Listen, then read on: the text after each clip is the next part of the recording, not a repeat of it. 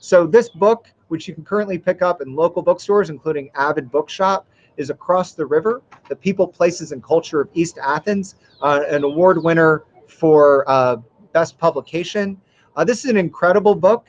One thing, just a little behind the scenes detail, for today's live cast, we needed to lift the laptop up a little bit better, and we were definitely able to do that thanks to this very large tome. It is I see Francis here is taking a behind the scenes photo so you can see what I'm talking about. You are getting your money and then some. This book is the result of 6 years of research and interviews by authors Maxine Pinson Esom and Patsy Hawkins Arnold. As you can see here in the description, it contains 648 pages, 451 illustrations, many of which had never before been published. It fills a gap in the known history of Athens, Georgia. It provides firsthand accounts of early and mid 20th century community life. It resulted in, as you can see in the fun fact here, a mayoral proclamation for East Athens History Day that was part of a brown bag luncheon that all of our members and the public were welcome to. It really helped sew together an area of town that has not been adequately celebrated, despite that it is the area of town that is associated with the founding of Athens, Georgia. So it really celebrated some of the best things about Athens. It's a fantastic book. It's something you can come back to again and again. We encourage you to support a local bookstore like Avid when you pick it up, but we're very happy to celebrate this as a fantastic publication this year. And yeah, the winners are actually East Athens natives, Maxine Pinson Esom and Patsy Hawkins Arnold. I wanted to bring on, as part of the interview, Maxine Esom, personal friend of mine, and so glad to be able to speak with her tonight. Maxine, are you there? There she is. Yeah. Okay. And then we're also, Maxine's co-author is Patsy Hawkins Arnold, and she will be joining us tonight as well. Hey, Patsy. Hello. Smile for me. Hello. Hey, we're glad you're here. I'm delighted to meet you. This is my first time to meet Patsy, so I'm glad to have both of y'all here tonight. And then we have a third person. Right out of my Teresa. Sorry, Teresa Lynn, who's okay. the editor of the book, and so we're going to be hearing from her tonight as well about what it takes to put together a book of this stature. I mean, it really is a magnificent book, and I cannot even imagine how gathering all of the information that it took to compile this book, and it's amazing. So my hat's off to you, Maxine and Patsy. So I want to hear a little bit about, I know that y'all are friends from childhood, and I guess both living on Cars Hill. Yeah? Yes. So I want to hear about how you two came up with this, how you decided to collaborate on this. Was there one person that went to the other, or do y'all just sitting together and talking one night? I don't know. I'll be interested to hear the story of how you became co-authors. I'll start and Patsy can add on.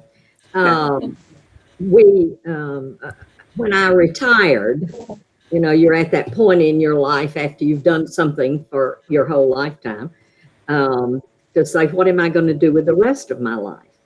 And so I got a call from the Athens Clark County Heritage Foundation asking me if I would do one of the historic walks that they do yearly for Cars Hill. And that is where I grew up, on Little Oconee Street.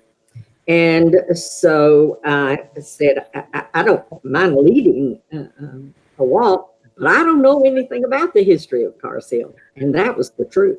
I knew how it felt to grow up there. I just didn't know historically. And so I met the Hargret Library for the first time. And I spent that summer learning about Cars Hill.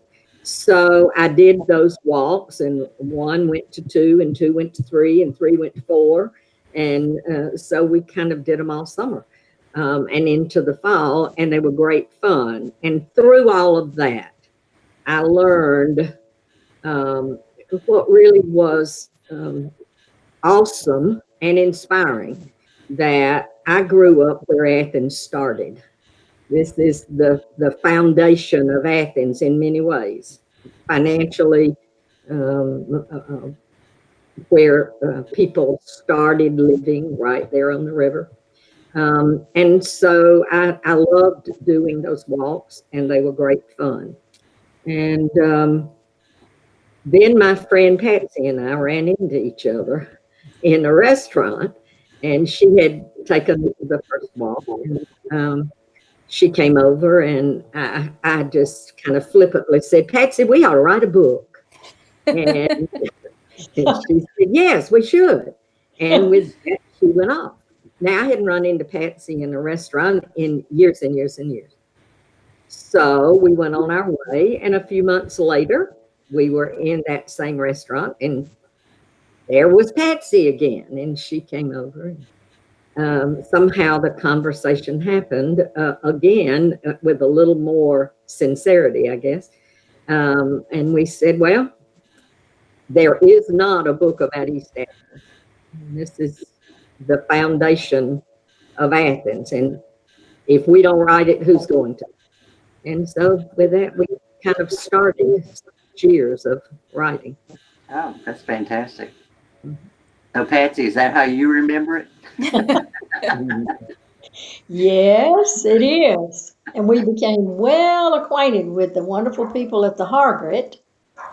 And then we thought, well, we need to contact some of our friends that grew up in our side of town and see if they want to answer a questionnaire for us and, give us some others, tell their stories. And that just started a lot of contact with people and a lot of research on our part.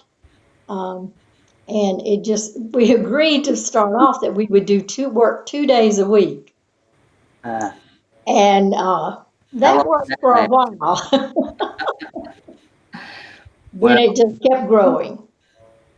well, I think that's fantastic. So 2 days a week grew into something much more. I can only because I know Patsy, Maxine as well as I do. I know how that works. Been Yes, in a few meetings with Maxine that started out to be like, an hour a week, whatever, every 2 weeks, and then it just becomes every day. So that's good. We appreciate Maxine's drive on those sorts of things. You give her something that really tie into, and she does. So before we get too much more into the book, I wanted to talk to Teresa a little bit. So tell us a little bit of what your role is as editor and how you played into all of this. Well, I've been hearing about the book for a while from different people, that there was an East Athens book that was being worked on. And I knew I'm a librarian by training, archivist by training. So I knew that was needed. And so I would hear from, say, Gary Doster. He's the one who wrote the foreword for the book. I would hear from Charlotte Marshall. I'd hear from Stephen Brown at Hargret. Oh, they were looking up all of this stuff. It's going to be really great. So Charlotte actually made the introduction for Maxine, Patsy, and me. And I met with them, and I thought they'd give me a chapter. And they brought me something that was about this thick and was single spaced and 400 pages. Mm-hmm. And I said, okay, I'm going to need a little time to look at it. So, Wow. but it was wonderful. And it gives you a history, but it also gives you the heart of that area of town that has been neglected over the years and is honestly what gave Athens the money to build all those fancy houses up on Millage. So, it was a story that really needed to be told, and it needed to be told by people who loved it and cared about it And that's why Maxine and Patsy were the right people to write that book too. Right. And my goal was just to make sure it came out and was as good as it could be. Right. Well, you were very successful at that. And I will say that it's such an important book for the community of Athens because apparently there was a lot to talk about, a lot to be brought to the forefront and to educate Athens as a whole about the importance of East Athens and all of that that was, you know, part of Athens growing. And so it's so important. And I can't imagine not having this resource. And it is a huge resource. I mean, Maxine, did you think that that you would probably, write a few pages of something and outline that, and then it turned into, what was it, 500, 400, 575 pages? 649. Okay. Well, there you go. But who's counting? So, I mean, I just imagine that it was just one of these things that just snowballed. I mean, I love the idea about. I don't think in the beginning we had any idea what we were writing about. We started researching. I had the research that I had done for the Heritage Walks, and so we kind of started with that, and then we would go back and pull things. The two rooms, the Heritage Room at Athens Regional and the Hargret, were our real sources if we were looking for printed material. But we started doing that research, and then we started, we did the surveys that Patsy mentioned that were really important, but we started doing interviews. Mm-hmm. And so we have a real nice compilation of interviews, and we intend to give those to the Heritage Room at Athens Regional for the preservation of that kind of oral history. But we had groups of 2 or 3. We had a group of 12. And Patsy and I are just trying to feverishly take notes and record and whatever. But we didn't really know how we were going to put all of that together until it just started unfolding. And then we realized that there were different topics that we wanted to talk about. We wanted to kind of connect that area to Athens, so that there would be the connection.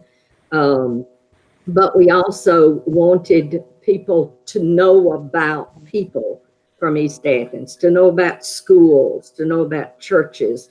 It was really important to us for that story to be the story of everybody who had grown up in East Athens, not just the white segment of East Athens, but that it would tell the story of how East Athens evolved. And there have been a variety of permutations of East Athens since it started. So with the mills, I don't think we've even said that yet. The mills were the basis for the financial basis for Athens.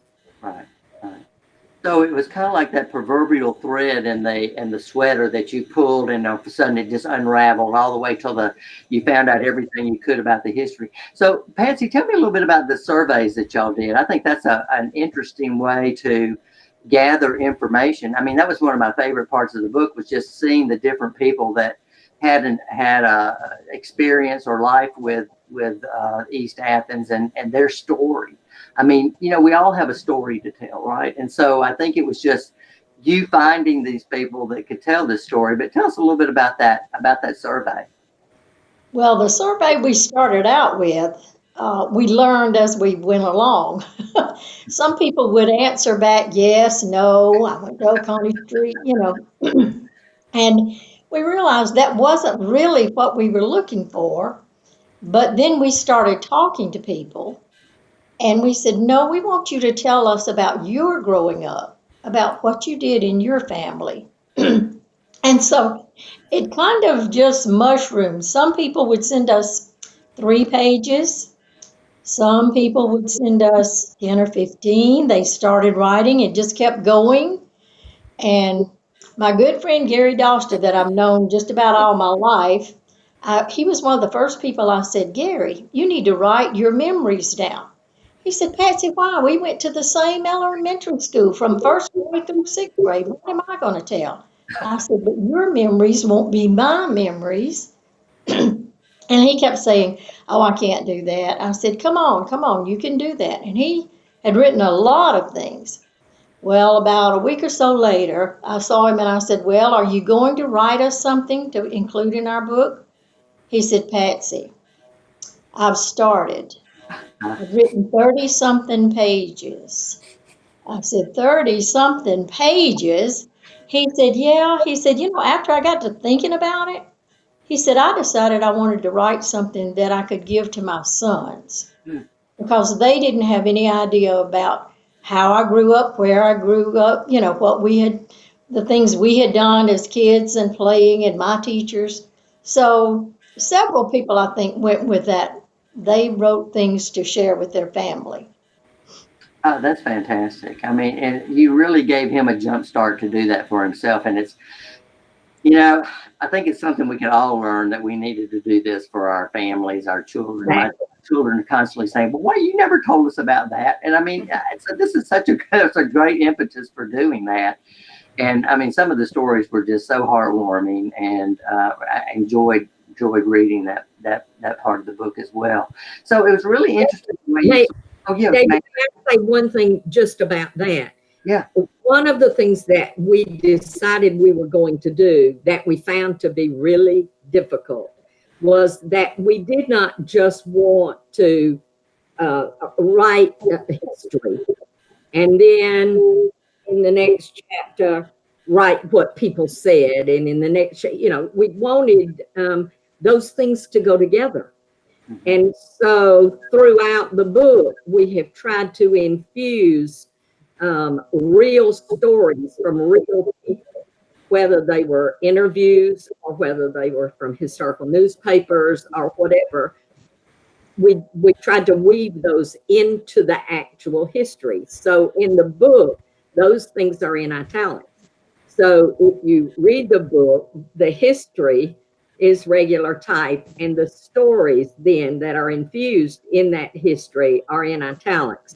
And while that was a great idea, it was challenging to make that happen, but I'm so glad we did. I think it's one of the nicest parts of the book, putting those things together. Right, I agree, and it really brought it to life, I think, by doing it that way. And so, putting the book together, I mean, clearly you've got, different chapters. You're talking about the beginnings, the mills, and that sort of thing, and then you start to talk about the neighbors and neighborhoods, and you talk about schools, the education part of it, the moving from that into the churches, and how all of these things were so important as part of your growing up, and then as part of the growing of East Athens. And talking about, I was very intrigued by the Black population and the teachers. I just love reading about them, and was particularly interested by the principal of East Athens Church, who had, school, as a woman, for the life of almost the life of the school, it just seemed like. I mean, the school closed, and that's what ended her career as principal. I mean, I thought that was fascinating. That's Ms. McWhorter. Mm-hmm. Yeah, exactly. And so, Teresa, was part of your job to kind of help them organize that? They had a certain amount of it already organized when they brought it to me. Like they said, as they started gathering information, it kind of fell into very obvious sorts of categories. I think the thing that made me most excited was when I saw they had a whole chapter about grocery stores. I tell everybody about that because they are such community places. And I'm biased. My grandpa had one, across from Fort McPherson in the 30s. But it's everything about the book really focuses on the community and how many different community places there were. And I think in some ways it documents a way of life that's gone in many ways. Because schools still play a very important role in communities, and so do churches. But these just kind of neighborhood places where, you know, you knew they'd call your daddy if you did something wrong type of places. There were many more of those back then. And kids were allowed to run around a little bit more too. Yeah. And then with the rec leagues and all of that, where they covered the Boys and Girls Club, I think that's a really wonderful section too, because it just shows that how much everyone was there together. And even though it was pretty, it was segregated, but everyone was doing the same stuff, which gives you a shared culture in many ways. Yeah. Well, it does talk so much about community life, and it does seem like something that in many ways has been lost. But yeah, and personally, I didn't know that we had a Cuban baseball team. I didn't. I had no idea. That continues to delight me. So yeah, I mean, there's so many of those nuggets in this book that are brought up, and of course, how can you not enjoy the priceless photos that so many people contributed to that, and seeing them, and I can't help but talk about with the schools and all that. If someone asked you to describe a fifth grade teacher in the 50s, does Ms. Sally McCoy not just fit that perfect? Yes, she does. It's like if you went to Webster and said, this is the definition of a teacher, her picture would be right there. She is such a character. I mean, she was a one of a kind. Huh? What, Patsy? She was a one of a kind. I could tell that from the book. My sister Marion likes to tell that she had her for 3 years. 4th grade, 5th grade, and 6th grade. Miss McCoy was her teacher. That was great for Marion because Miss McCoy loved her. So, I guess it's yet to be seen whether it was really great for Miss McCoy to have Marion for 3 years or not. Well, she looked like she was a force to be reckoned with, but apparently she was. I mean, she covered so much territory with the plays and the skits and the cultural things, and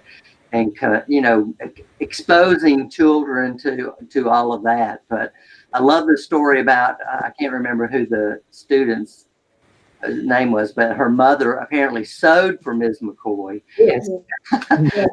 She talked about how Ms. McCoy had just stacks of dress fabric, and that she just wanted the same dress over and over again, but in different colors. That's true. That's true. So it was such a great jacket. Do what? It was a skirt and a jacket, always. Well, she really looked like I don't know. I don't know why she caught my attention so much, but she did, and so yes. it was fascinating to see that. So, well, I just can't really thank y'all enough. I really also want to thank the Historic Athens Preservation Awards for acknowledging such a great publication too, because I mean, this is something that we don't normally think about when we're talking about preservation awards, but what they're really doing is giving an award to you all for the preservation of the history of East Athens, and particularly Cars Hill, and so they have interviews with people that are getting older, people who are long gone, who are the only ones who really knew them personally, like, who knew Miss Louie and things like that. Right. And preserving that type of history is really important. It is magnificently important, and it went through the good, the bad, and the ugly, and I mean, which is all part of what it's all about. Mm-hmm. And you covered it beautifully, and so this has been a real treat for me to be with y'all tonight, and also again want to reiterate that the book is definitely available at Avid Bookstore. Yes. So, I hope that we've given you enough information tonight that if you don't have the book, that you want the book. And believe me, you want the book because it has It could also help your workout routine.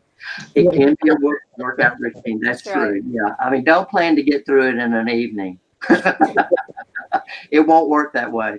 But it's the kind of book though that you can pick out places and get into it, and then you can put it down, and then you can find another place to go to. It's that kind of book that's such an amazing resource. And I think that not only do you want the book for yourself, but you want this book for your children, and share that. And so I've got my copy. I'm going to get Maxine, and I'm going to get Patsy to sign it for me, so that because I can. But I hope that you will give serious consideration to go out and buying that. And are there other places that it's available? Do y'all know? Yes, it's available in a lot of shops and businesses in Athens. Okay, great. And so if you go to our website across the river, you will be able to find those places. Your Facebook page. Yes, our Facebook page. That's right. Right. David, there's one more thing that's probably critical, and I'll say it in 30 seconds. Oh no, we got time. Critical about the book, and it is that our goal always was for the book to be a celebration of East Athens. We loved where we grew up. We loved the people who reared us, who taught us how to be the people that we are, good, bad, or ugly. Right. They were wonderful people. And East Athens has through the centuries not always gotten the most positive dialogue about it. And in fact, the name of the book, Across the River, kind of comes from that. Well, you're from across the river, kind of thing, which I think in its beginning started with mills and mill people and a negative perception of mill people. But I think in the end, I hope, Patsy and I, that our real desire is that we have elevated the perception of the people who reared us, who taught us, who were the best people in the world. And so that's our whole goal. And then when we're gone, people can read that and maintain some kind of legacy about East Athens. Then that's been our whole goal. If that was your goal, you more than exceeded it. And so thank you so much for doing the efforts that you did there. I appreciate it, and I know the citizens of Athens appreciate it. So thanks again. Good night to y'all, and I appreciate your time today. Thank you so much.